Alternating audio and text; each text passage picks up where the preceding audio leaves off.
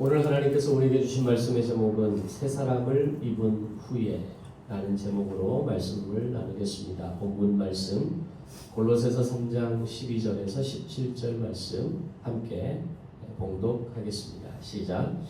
그러므로 너희는 하나님이 택하사 거룩하고 사랑받는 자처럼 긍휼과 자비와 겸손과 온유와 오래 참음을 옷 입고 누가 누구에게 불만이 있거든 서로 용납하여 피차 용서하게 주께서 너희를 용서하신 것 같이 너희도 그리하고 이 모든 것 위에 사랑을 더하라. 이는 온전하게 매는 띠니라. 그리스도의 평강이 너희 마음을 주장하게 하라. 너희는 평강을 위하여 한 몸으로 부르심을 받았나니 너희는 또한 감사하는 자가 되라. 그리스도의 말씀이 너희 속에 풍성히 거하여 모든 지혜로 피차 가르치고 권면하고 시와 찬송과 신령한 노래를 부르며 감사하는 마음으로 하나님을 찬양하고 또 무엇을 하든지 말에나 일에나 다 주 예수의 이름으로 하고 그를 힘입어 하나님 아버지께 감사하라. 아멘. 성탄의 계절이 되면 어디선가 들려오는 캐롤송들이 굉장히 많이 또 자연스럽게 들려질 때가 있었습니다. 예전에는 길보드 차트라고 해서 길거리 리어카에서 복사본 테이프를 파는 매대 스피커에서 다양한 노래나 캐롤송을 쉽게 들을 수 있었습니다. 돌아보면 지금 그것들이 다 어떻게 보면 추억이고 감성이고 참 그때는 그때만의 낭만이 있는 그런 시절이었다라는 생각이 듭니다. 요즘 그렇게 하면 저작권으로 인해서 엄청난 손해배상 청구를 당할 수 있기에 길거리에서 자연스럽게 들리던 소위 짝퉁 테이프를 더 이상 우리는 살 수가 없습니다. 그러면서 자연스럽게 캐롤송 소리도 줄었죠. 그래서 소위 음악 레코드사 그런 가게들도 많이 있었습니다. 그래서 항상 그 레코드사 앞에 나와 있는 스피커에서는 그 시즌에 가장 유행하는 유행가, 또 캐롤송 이런 이야기 노래들이 많이 들려졌는데 그것마저도 저작권으로 인해서 밖으로 틀 수 없는 스키장을 가도 하루 종일 예전에는 각종 그 겨울에 맞는 유행가 노래들이 아주 편안하게 들려와서 즐기면서 했는데 요즘은 잠잠합니다. 스키장을 가면 역시 저작권 때문에 그런 노래들을 틀 수가 없기 때문이죠.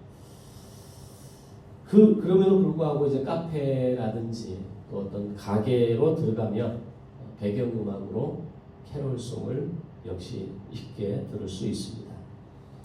그 외에도 영화나 광고에서 성탄을 떠올리게 하는 트레이드마크 같은 노래들이 있습니다. 저는 1990년대에 20대를 보냈던 사람으로 당시 크리스마스 계절에 들렸던 가장 기억에 남는 음악이나 노래를 하나 꼽으라고 한다면 머라이어 캐리의 All I Want for Christmas is You 라는 어떤 제목의 캐롤이었습니다. 그때는 이 머라이어 캐리가 부르는 노래가 가는 곳마다 또는 길보드 차트 리어카에서 그리고 카페에서 들렸고 이 음악이 들려지기 시작하면 크리스마스 계절이 다가왔구나 라는 것을 느꼈습니다. 이 캐롤송은 1994년에 발표되었고 그 해 성탄에 전 세계적인 유행을 타면서 매해 돌아오는 계절마다 상당한 기간 동안 엄청난 저작권을 벌어들이게 됩니다. 아마 이 자리에 계신 우리 권사님이나 아내나 저 정도는 아마 이 노래가 들려지게 되면 이 노래라고 금방 공감하리라 생각합니다. 그러다가 2000년대에 들어서면서 영화 러브 액츄얼리라는 영화가 나오면서 OST에 포함된 All You Need Is Love라는 캐롤송이 등장합니다. 이 영화는 우리나라 2003년 성탄의 계절에 개봉되었고 당시는 30대의 시간을 보냈던 저나 또 당시 많은 사람들에게 가슴을 따뜻하게 하는 스토리로 기억되는 영화 그리고 노래로 기억되었습니다. 그리고 이후에는 어떤 크리스마스 노래가 유행했는지는 잘 모르겠습니다.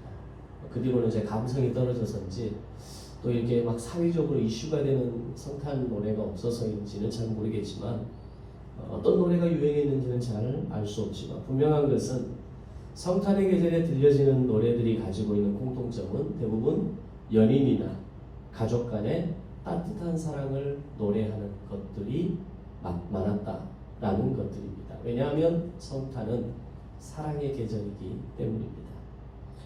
여러분이 인생을 살면서 내가 사랑받고 있구나라고 느낄 때가 언제입니까? 정말 갖고 싶었던 크리스마스 선물을 받을 때입니까? 아니면 누군가로부터 정말 맛있는 때로는 근사한 식사를 대접받을 때입니까? 또는 행복한 음악을 들으면서 따뜻한 커피나 핫초코, 라떼 뭐 이런 맛있는 음료나 또는 조각 케이크들을 먹으면서 사랑하는 사람과 가족과 함께 먹을 때 거기에 마침 창밖으로 하얀 눈이 내릴 때 그때가 여러분이 뭔가 사랑받고 있구나, 내가 사랑받는 사람이구나 라고 느낄 때입니까? 그러다 문득 다른 사람이 아닌 내가 이 사람의 옆에 앉아 있다는 사실을 새삼스럽게 발견하면서 내가 사랑하는 가족에게 선택받았다는 사실에 혹은 내가 이 사람을 선택했다는 사실에 우리는 감사와 행복을 느끼게 됩니다. 제가 중고등학교에 가서 진행하는 수업 가운데 인성교육을 할 때 사용하는 가치관 찾기라는 프로그램이 있습니다. A4 용지를 절반씩 3번 접었다가 펴면 8칸으로 칸이 나뉘어지게 되는데 거기에 PPT 화면에서 보여지는 15개의 예시 단어들 가운데 또는 거기에는 없을지라도 내가 중요하다고 생각하는 단어들을 떠올리면 그 중에 내가 중요하게 생각하는 단어 8개를 골라서 각각 한 칸에 한 단어씩 기록하게 합니다. 그리고 그 종이를 접었던 선을 따라서 찢으면 모두 8개의 조각이 나오고 그 조각에는 각각 한 단어씩 적혀 있습니다. 그리고 아이들에게 이렇게 얘기합니다. 맨 먼저 이 8개의 조각들 가운데 버릴 수 있는 것, 내려놓을 수 있는 걸 정해서 숫자 8을 적어봐라. 그리고 이어서 같은 방법으로 7, 6, 5, 4를 각각 적고 순서대로 멘트를 하면서 내려놓게 합니다. 그리고 맨 마지막에 남은 이 3장의 종이에 적힌 단어가 무엇인지, 왜 그것들을 마지막까지 남겼는지에 대해서 잠시 돌아가면서 나누는 시간을 가지게 됩니다. 그리고 이후에는 이 남은 3장의 종이와 그 안에 적힌 3개의 단어 가운데 단 한 장의 종이만을 선택하게 하는데 그때 아이들이 가장 많이 선택하는 단어 첫 번째가 가족이라는 단어입니다. 물론 아이들의 가정 상황에 따라서 그들에게 다가오는 어떤 부모님의 모습에 따라서 안타깝게도 가족을 선택하지 않는 아이들도 종종 있습니다. 뭐 그것을 바꾸려고 하거나 또 뭘 가르치려고 하거나 그러지는 않습니다. 그래도 어쨌든 가장 많이 남는 대표적인 단어가 가족입니다. 그 뒤를 이어서 건강, 꿈, 뭐 돈이라고 이야기하는 친구들도 의외로 많이 나옵니다. 사실 그들의 나이에 가족이 얼마나 소중한 것인지 반드시 내가 지켜야 할 마지막까지 지켜야 할 이유가 무엇인지를 명확하게 설명하지는 못합니다. 그냥 가족이 중요하다고 생각되는 거죠. 가족이 나에게 있어서 가장 중요한 가치를 가졌다라고 그들은 생각했기 때문에 가족을 첫 번째, 가장 마지막까지 남기고 선택하는 1순위로 뽑았다라는 겁니다. 아마 여러분도 여러분의 가족과 배우자와 자녀들을 보면서 그런 마음들을 느끼실 겁니다.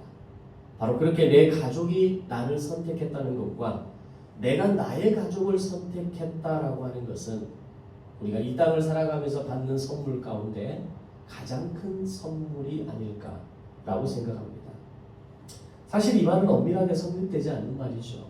태어나 보니 지금의 엄마 아빠가 내 앞에 있는 것이고 내가 아이가 생겨서 부부가 아이가 생겨서 낳으니 지금의 자녀가 내 옆에 있는 겁니다.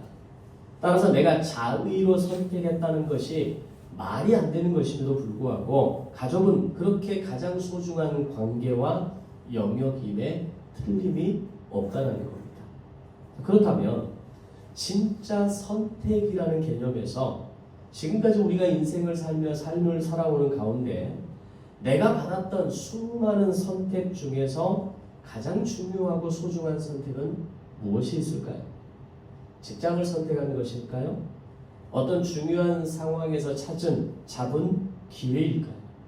그러나 그 모든 선택은 시간이 지나고 상황이 바뀌면 언제든지 바뀔 수 있는 겁니다. 직장은 옮길 수 있는 거고요.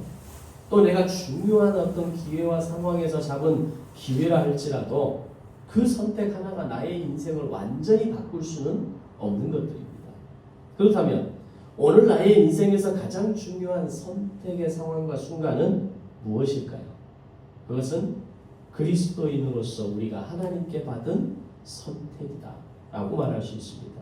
물론 이 말에 대해서 지금 현재 나의 신앙의 눈높이에서 볼 때 전적으로 동의가 되지 않는 분들이 있을 수 있습니다.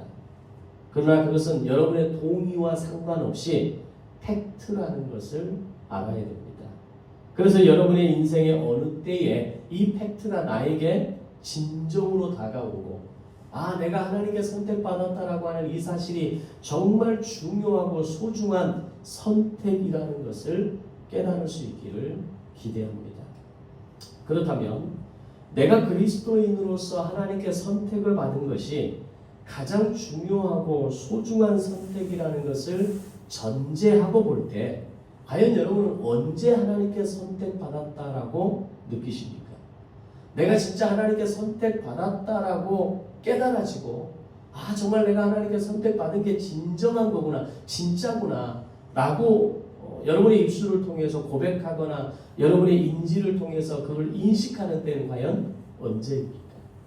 사람에 따라 여러 가지 상황이 있겠지만 그중 하나는 저는 이런 거라고 생각합니다. 어느 날 문득 나 자신의 모습과 살아가는 태도가 과거의 이전과 달라졌음을 발견할 때 바로 그때 하나님이 나를 선택하신 것이 맞구나 라고 느껴진다라고 저는 생각합니다. 이전까지는 분명 사는 것이 지치고 버겁기만 하고 때로는 늘 불안과 두려움과 염려로 가득한 인생이었는데 어느 아침에 눈을 뜨고 새날을 맞이하면서 갑자기 이전에 염려되고 불안하고 두렵던 모든 것들이 더 이상 아무런 일로 나에게 다가오지 않는 것처럼 느껴질 때가 있다라는 겁니다. 물론 내가 하나님께 선택을 받았다라고 느끼기 그 이전 날과 내가 선택받았음을 느끼는 오늘 이 아침 사이에 무슨 특별한 일이 있었을 수도 있고 아무런 일도 일어나지 않았을 수도 있습니다. 아무 일도 일어나지 않았지만 누군가 일주일 전에 지나가듯 해준 그 말씀의 위로가 그 아침에 생각났을 수도 있고 어느 아침 누군가가 나를 위해 보내준 그 짧은 한마디, 카톡에 보내주었던 그 짧은 한마디의 기도나 말씀이 그런 계기와 역할이 되었을 수도 있는 겁니다.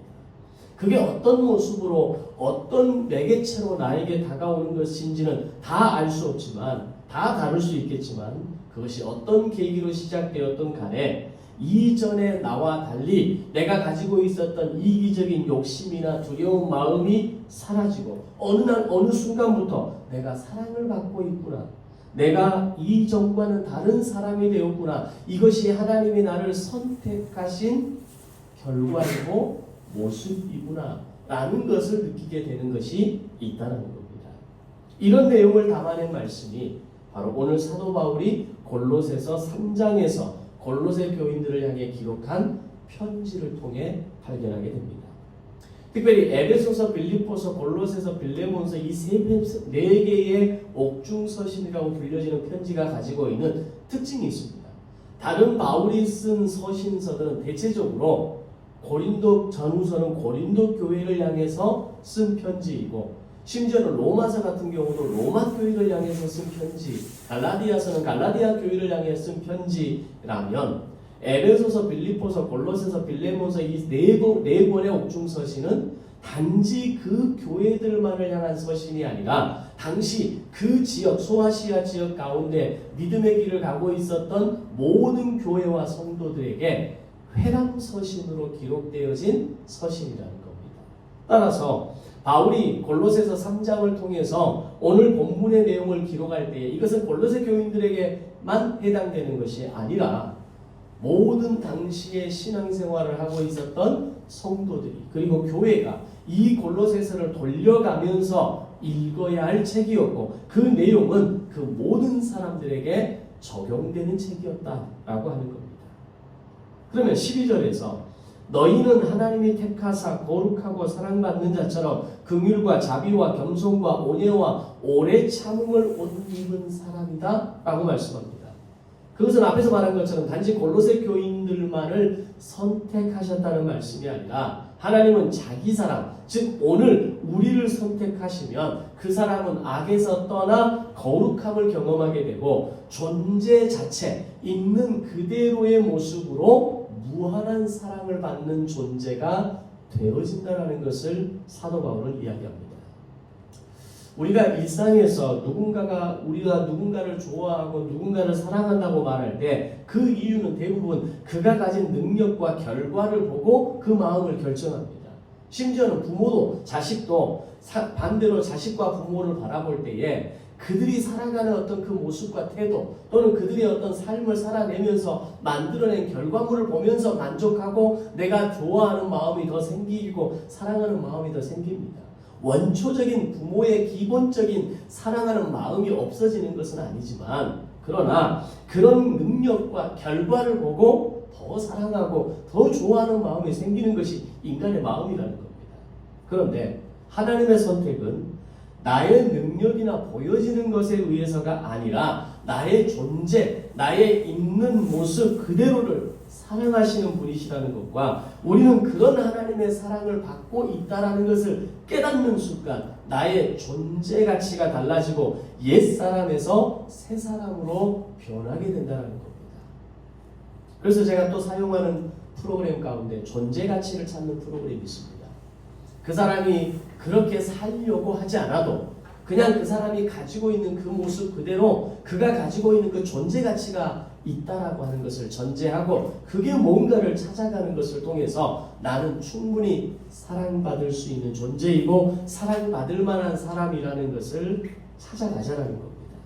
따라서 완벽한 모습을 갖춘 상태가 되어서가 아니라 하나님이 우리를 사랑하신다는 것, 하나님이 우리를 선택하셨다는 것은 우리가 아직 연약할 때, 우리가 아직 죄인 되었을 때에, 심지어 우리가 아직 원수 되었을 때에 우리를 향한 하나님의 선택은 시작되었고 우리를 향한 하나님의 사랑은 계속되어졌다는 것을 말씀하는 겁니다.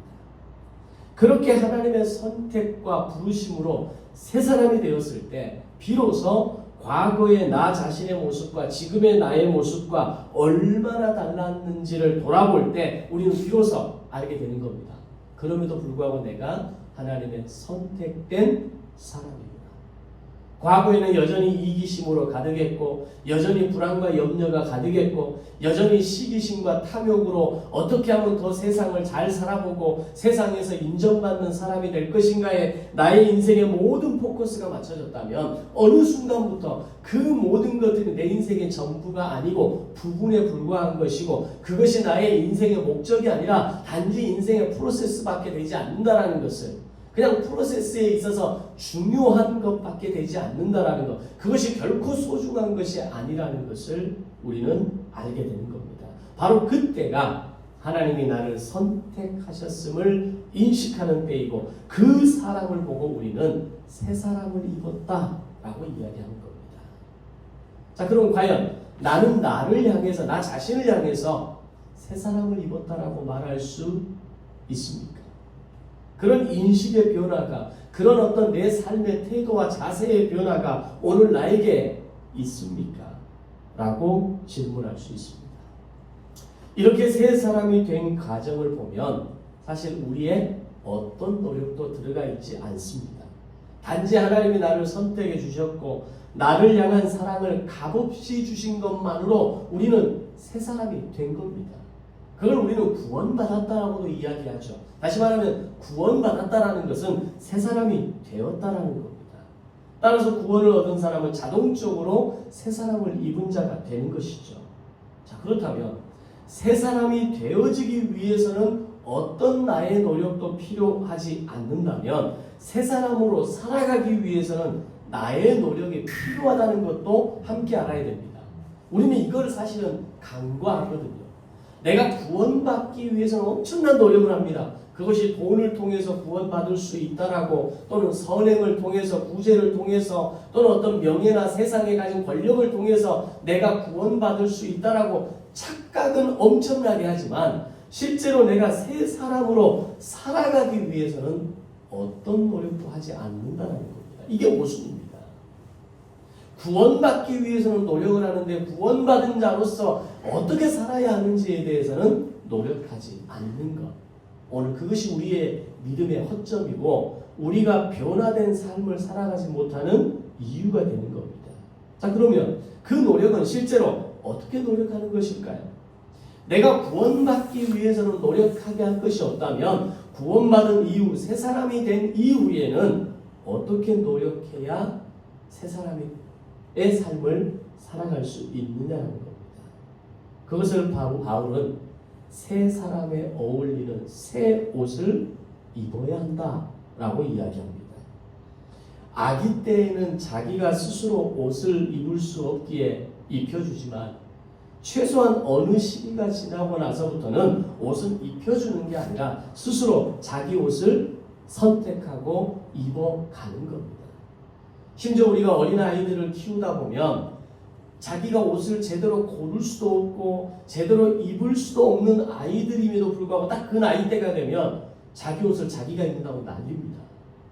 지금 어디에 발이 들어가는지, 신발이 어떻게 신겨지는지, 좌우가 짝짝이가 되는지도 모르고 그냥 자기가 내가 하겠다고 때를 쓰기도 합니다. 옷은 그렇게 입는 겁니다. 어떨 때 아주 심한 아이들 같은 경우는 여름에 겨울옷 입으려고 하고 겨울에 여름옷 입으려고 하지 않습니까? 그럼에도 불구하고 그건 본인의 선택입니다. 옷은 스스로 선택하고 스스로 입는 겁니다. 사도 바울은 이것을 비유를 통해 설명하면서 새 사람을 입은 성도가 새 사람이 되기 위해서는 온전한 변화가 필요한데 그것을 바울식 표현으로 이야기하면 옷을 갈아입는다라는 표현을 즐겨 사용한다는 겁니다. 12절에서도 긍휼과 자비와 겸손과 온유와 오래 참음을 옷 입고 라는 표현을 사용합니다. 그냥 이렇게 살아라. 긍휼과 자비와 겸손과 온유와 오래 참음으로 살아야 돼. 이렇게 말하는 게 아니라 그런 옷을 입으라라고 이야기합니다. 즉 예수님을 나의 주님으로 믿게 된 골로새 교인들에게 너희가 예수님을 알기 전에는 자기중심적인 옷을 입고 너희가 마음대로 살아왔지만 이제는 탐욕과 불안과 염려에 옛사람 옛 옷을 벗어버리고 긍휼과 자비와 겸손과 온유와 오래 참음이라는 새 옷을 입으라는 겁니다. 왜 우리가 온전한 그리스도인으로 살아가지 못하느냐? 세상의 많은 그리스도인들이 왜 그렇게 세상으로부터 욕먹고 손가락질 당하고 그렇게 살아가느냐? 그것은 어쩌면 오늘 구원받은 것에 대해서 전혀 우리의 노력 없이 구원받은 것에 대해서는 은혜로 받았을지 모르지만 구원받은 이후에 그들은 새 사람이 입어야 할 옷을 스스로 입지 않았기 때문이라는 겁니다. 지금 계속해서 대통령 탄핵 헌재 결과를 위해서 저녁마다 시민들이 주말마다 시민들이 나와서 시위를 하고 촛불행진, 요즘은 이제 촛불행진이라고 안 하고 뭐 야광봉행진이라고 합니까? 응원봉행진 이런 표현을 쓰죠. 근데 또 반대쪽에서는 우리 경찰들이 쓰는 이 경광봉을 들고 나와서 소위 윤석열 대통령 탄핵 반대 시위를 하고 있습니다. 이번 성탄절에는 어느 한 교회의 목사와 성도 10여 명이 윤석열 안가로 가서 성탄 예배를 드렸다고 하죠. 물론 그에게도 예배는 필요합니다. 그 자체를 제가 부정하는 거 아닙니다. 그러나 하나님을 예배하기 전에 국민 앞에서 대한민국 앞에서 그의 사죄가 먼저인 겁니다.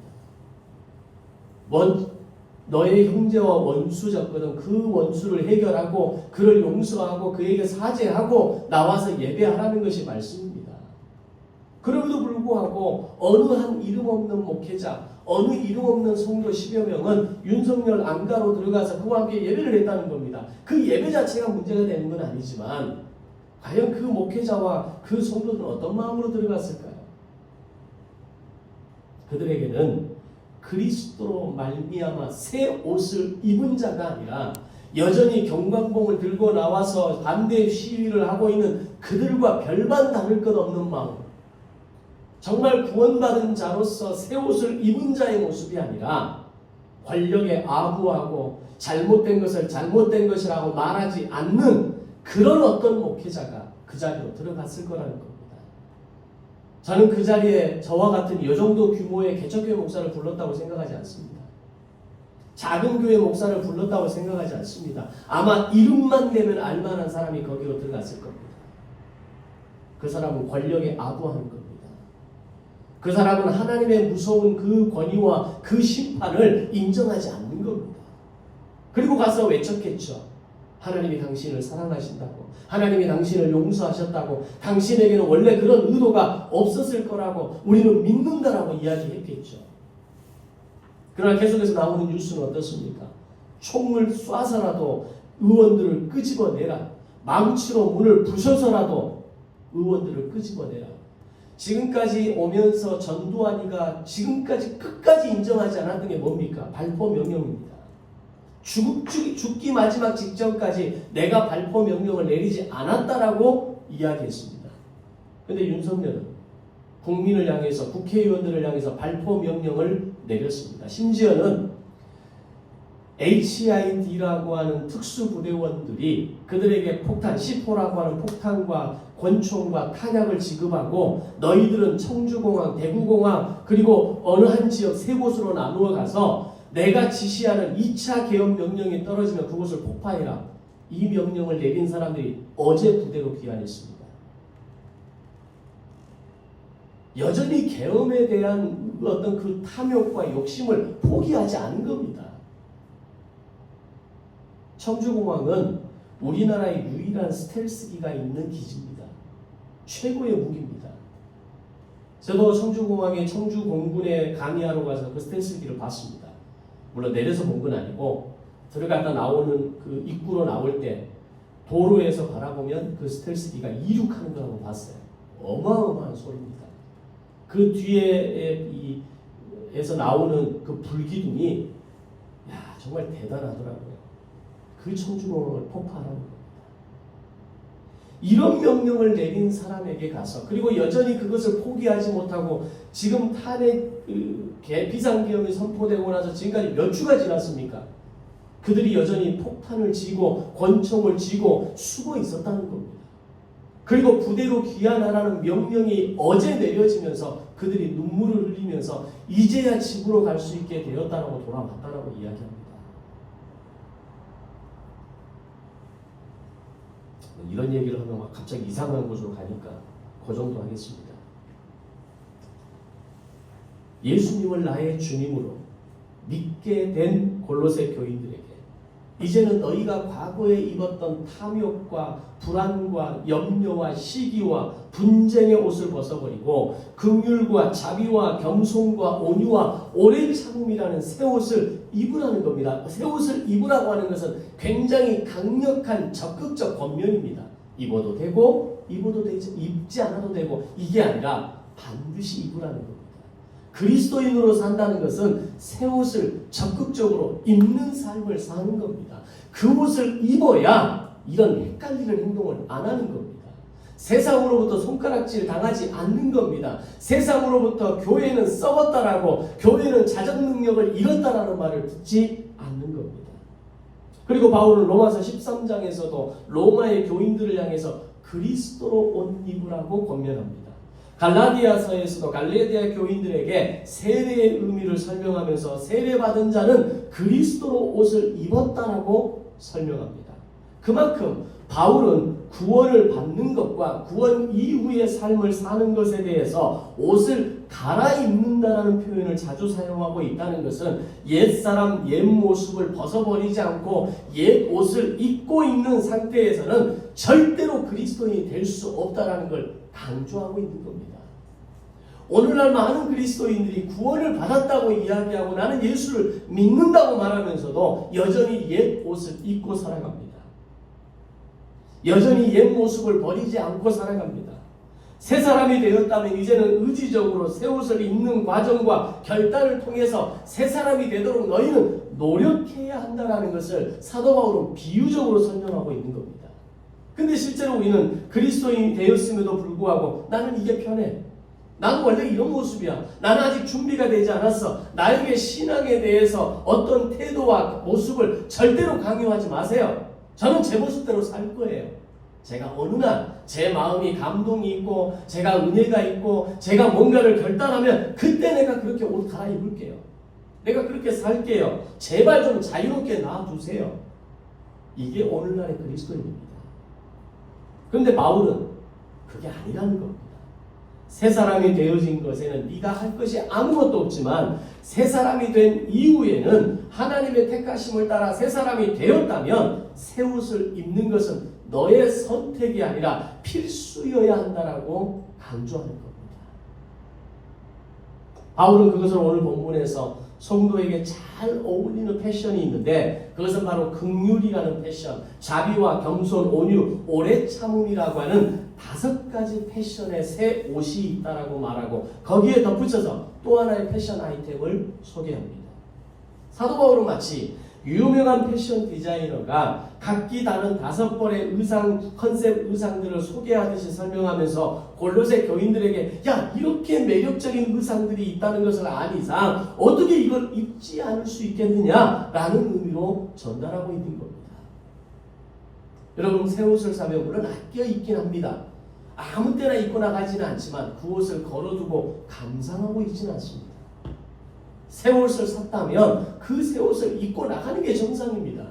그냥 걸어두고 나 저옷 너무 이뻐 나 혼자 만족할 거야 밥 먹으면서 그 옷 보고 있고 뭐 내가 혼자 집에서 자면서 그 옷 보고 있고 그러면서 만족하려고 옷 사십니까?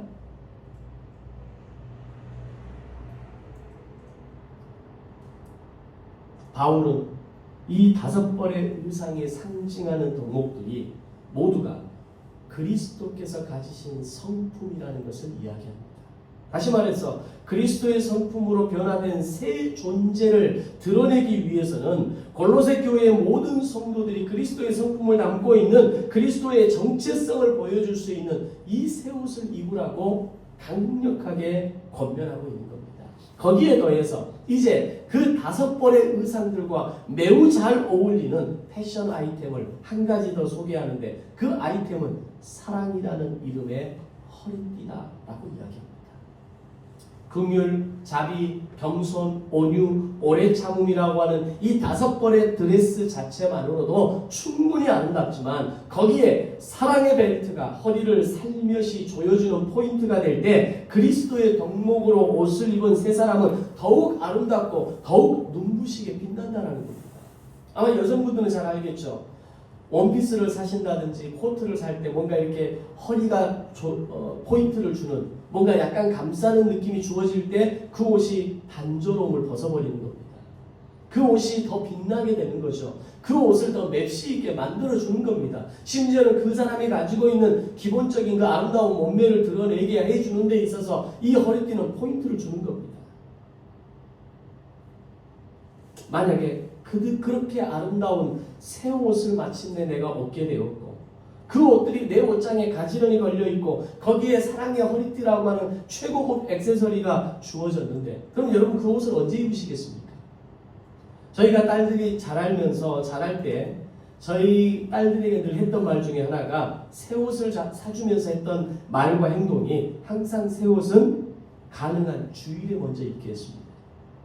주일날 가장 좋은 옷을 깨끗한 옷을 입고 가는 것이고 새 옷을 사면 주일날 예배자로서 하나님 앞에 먼저 나아가서 예배하는 것이 맞다라고 대부분 그렇게 알려주면서 키웠습니다. 요즘은 추리닝도 하나의 패션이 되고 크록스도 패션 아이템이 되어서 사실 그 선을 명확하게 긋기가 참 쉽지 않습니다. 그럼에도 불구하고 그 의미와 태도에 대해서는 점검해 봐야 합니다.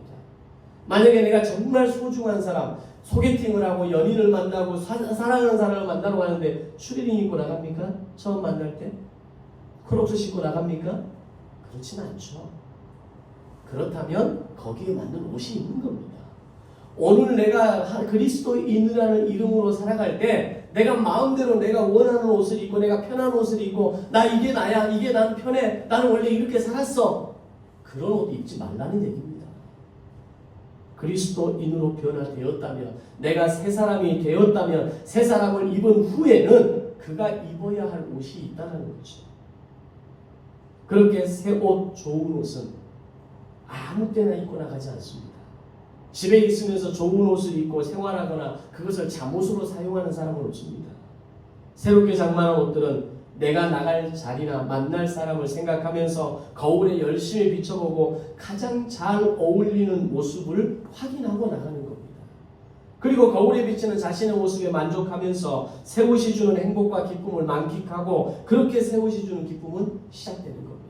다시 말하면 새 옷은 혼자 집에 입고 있을 때 빛이 나는 것이 아니라 문 밖을 나서서 누군가에게 보여주고, 너무 잘 어울린다, 너무 패션이 오늘 새로운데요, 너무 선생님에게, 당신에게, 누구에게 잘 어울립니다라는 그 말을 들을 때 내가 입은 옷의 진정한 가치가 드러나는 겁니다. 아무리 좋은 옷을, 양복을 샀다 할지라도 사람들이 알아주지 않으면 그 옷은 새 옷이 아닌 겁니다. 그냥 나 혼자 만족하는 거죠. 그래서 사도 바울은 그리스도라는 최고의 옷을 입은 그 골로새 교인들에게 자기 만족과 현실, 안주에 머무르지 말고 다른 사람을 위해서, 공동체를 위해서 집을 나서라고 말합니다. 집을 나선다는 것은 뭡니까? 바로 이 골로새 교인들에게 말하고자 하는 것은 너희가 입은 새 사람, 새 옷을 가지고 사람들에게 새로운 삶의 지향점을 제시하라는 겁니다. 겸손이 뭔지 보여주고, 온유가 뭔지 보여주고, 자비가 뭔지 보여주고, 긍휼과 오래 참음이 무엇인지를 너희가 입고 있는 옷으로, 다시 말하면 너희가 살아가는 삶의 태도와 자세로 그들에게 보여주라는 겁니다. 옷은 그렇게 입는 겁니다. 그리고 그들이 입고 있는 옷, 이 5가지 종류의 옷과 이 한 가지 포인트 액세서리를 통해서 그리스도인의 모습이 이런 것이라고 그들에게 보여주라는 겁니다. 그러면 아마 놀라운 전도의 역사가 일어날 겁니다. 내 주변의 사람들이 네가 믿는 예수 나도 믿고 싶다라고 이야기할 겁니다. 당신이 믿는 예수, 당신이 다니는 교회 나도 다니고 싶습니다라고 이야기할 겁니다. 옷을 그렇게 아름답게 입었는데 어느 누가 교회를 무시하겠습니까? 그렇게 밖으로 나가면 사람들이 너희를 통해 그리스도를 알게 될 것이고 그리스도가 세상에 드러나게 될 것이다. 사도 바울은 그렇게 이야기합니다. 그렇게 좋은 옷을 입고 있음에도 불구하고 밖으로 나가 직접 용서를 경험하지 않고 사람들과 연합하지 못하고 건강하게 어울리지 못하고 오래 참지 못하고 금방 내 분노의 감정을 표출하고 살아가는 것은 마치 새 옷을 입고는 있지만 골방에 머무는 것처럼 어리석고 슬픈 일이라는 것을 강조하는 겁니다. 그리고 바울은 15절에서 골로새 교회 성도들에게 그리스도의 평화를 마음에 지니고 감사하는 자들이 되어야 한다라고 마지막으로 강조합니다. 새 옷을 입은 성도들은 모든 지혜로 서로를 가르치고 권면하고 시와 찬미, 신령한 노래로 하나님께 감사를 올려드리라고 가르칩니다. 또한 모든 말과 행동을 주 예수님의 이름으로 하고 하나님 아버지께 감사하는 삶을 드리라고 강조합니다.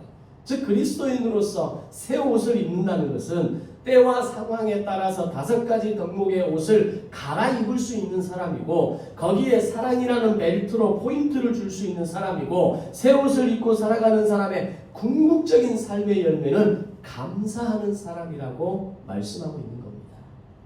감사는 성도에게 있어서 매우 강력한 열매이며 감사는 기적의 삶을 만들어내는 수단이며 통로입니다. 감사는 감사의 조건이 있어서 감사하는 것이 아니라 감사할 것을 기대하며 감사하며 살아갈 때 인생을 살아가는 가장 강력한 무기가 되는 겁니다. 그래서 우리는 감사 노트 쓰는 것을 매년마다 일정 기간을 두고 훈련하는 겁니다. 연습하는 겁니다. 아니 감사할 것도 없는데 뭘 그렇게 감사하라고 이야기하십니까? 하루를 돌아보면 1년 365일이 매일매일 비슷비슷하게 돌아가고 아침에 눈 뜨고 하루를 시작하고 내가 맡은 직장에서 일을 하고 집으로 돌아오면 지쳐서 하루에 잠자는데 과연 거기에 무슨 감사가 있어서 매일 기록하라고 아십니까? 감사는 찾아내는 겁니다. 감사는 결단하는 겁니다. 그럼에도 불구하고 감사하는 겁니다. 감사가 성숙하면 도저히 감사할 수 없는 상황과 이유마저도 그걸 나에게 붙여주셨음을 감사합니다라고 고백할 수 있는 겁니다. 감사를 드리는 삶이란 무엇인가에 대해 매우 단순하지만 깊은 통찰을 담은 시가 있습니다. 김현승 시인이 쓴 감사라는 제목의 시가 있는데 그는 자신의 시에서 이렇게 표현합니다. 감사는 곧 믿음이다. 감사는 곧 사랑이다. 이게 성경의 진리 아닙니까? 감사를 통해서 믿음을, 감사를 통해서 사랑을 표현하는 겁니다. 그리고 이 시의 마지막 절에 이렇게 표현합니다. 사람들은 각자 자기 몸에 지닌 가장 소중한 것으로 감사를 드리는데 나는 서툴고 무딘 눌변, 즉 더듬거리는 말로 감사를 드립니다 라고 고백합니다. 시인의 고백처럼 감사는 믿음입니다. 감사는 사랑입니다 라는 말처럼 우리의 삶이 좋을 때나 좋지 않을 때나 우리는 하나님의 선택을 받고 새 사람이 된 사람입니다. 새 사람이 내가 되었다라고 느껴질 때도 있고 그렇지 않을 때도 있겠지만 나의 감정과 기분과 느낌과는 상관없이 우리는 분명 성경과 성도들의 증언을 따라 예수 그리스도의 십자가의 피로 그리스도와 연합하며 그리스도의 성품으로 살아가는 새 사람이 되었다는 사실을 믿으시기를 바랍니다. 여러분의 감정과 기분으로 여러분의 신앙의 눈높이로 내가 정말 선택됐을까? 라고 반문하지 마십시오. 믿음으로 고백하십시오. 선택하십시오. 이렇게 우리가 믿기 때문에 우리는 우리를 새 사람으로 선택해 주신 하나님께 감사할 수 있는 겁니다. 감사는 곧 믿음이다. 믿음에서 감사가 시작되는 겁니다. 감사는 곧 사랑이다. 사랑에서 감사가 시작되는 겁니다. 우리를 선택하신 하나님의 사랑을 받았기에 우리는 감사할 수 있는 데까지 나아갈 수 있는 겁니다. 성경에 이름 없는 과부가 드린 두 랩돈이나 한 여인의 자신의 옥합을 깨뜨려 드린 감사의 예물을 기쁘게 받으시는 예수님의 모습을 김현승 시인은 기록합니다. 오늘 우리가 드리는 감사의 마음과 사랑을 담으면 우리의 지극히 작은 것으로도 하나님께 드리는 감사가 될 수 있다는 사실을 우리는 배우게 되는 겁니다. 사람들이 흔히 하는 패턴 가운데 새로운 시작을 때에 또는 뭔가 새롭게 결단했을 때에 때로는 기분 전환이 필요할 때 새로운 옷을 장만합니다. 우리가 새로운 직장에를 가도 직장에 취업할 때에 옷 한 벌씩 장만하죠. 정말 깨끗하게 깔끔하게 나의 이미지를 보여줄 수 있는 옷들을 준비합니다. 그런데 아무리 아름답고 좋은 새 옷이라 할지라도 중요한 건 그 옷을 입기 위해서는 낡은 옷을 버려야 됩니다. 우리 옛날 엄마들, 할머니들 그러잖아요. 집에 늘 안 좋은 거 옛날 거만 씁니다. 새 거 들어오면 어떻게 합니까? 저기 찬장 안에, 장롱 안에, 어디 이 서랍장 안에 다 집어넣어놓고 이거 다음에 우리 딸 시집 가면, 우리 아들, 우리 장가 가면 그때 쓰라고 준다라고 하죠. 떼보십시오. 다 옛것 됩니다. 집에 있는 헌것 다 버리라 이런 말은 아니지만 내 삶에 있어서 영적인 의미에 있어서의 내 옷, 헌 옷은 벗어버려야 한다는 겁니다. 여전히 그 옷이 중요합니까? 나의 그 자존심, 나의 그 경험, 내가 생각하는 그 알량한 지식, 내가 경험했던 그 소박한 경험, 그것이 여러분에게 그렇게 중요한 겁니까? 또는 여러분의 그 인생에 내가 중요하다고 생각하는 가치관, 그게 그렇게 정말 중요한 겁니까? 하나님 앞에서는 낡은 옷에 불과합니다. 그에 걸맞은 새로운 옷을 입고 새 사람이 되어서 교회와 이웃을 위한 작은 사랑과 작은 감사의 표현을 통해 예수님과 함께하는 그 예수님을 통해 새 옷을 입고 살아가는, 그래서 감사로까지 나아가는 2025년 한 해가 되시기를 주님의 이름으로 축원합니다. 시인의 마지막 고백처럼 비록 나의 서툴고 무딘 감사와 사랑의 표현이 처음부터 모두에게 잘 전달되기는 어렵습니다. 왜? 우리는 서투니까요. 새 옷을 입고 겸손과 자비와 용서와 오래 참음을 나는 한다고 하는데 서툽니다. 어색합니다. 그럼에도 불구하고 그 어색함과 서툰 고백이라 할지라도 그렇게 살아내는 새 옷의 모습이라 할지라도 하나님은 그것을 기쁘시게 받으시고 새 옷을 입었구나. 너에게 정말 잘 어울린다. 그 모습으로 2025년을 정말 멋있게 아름답게 살아가는 성도들이 되시길 예수님의 이름으로 축원합니다. 기도하겠습니다.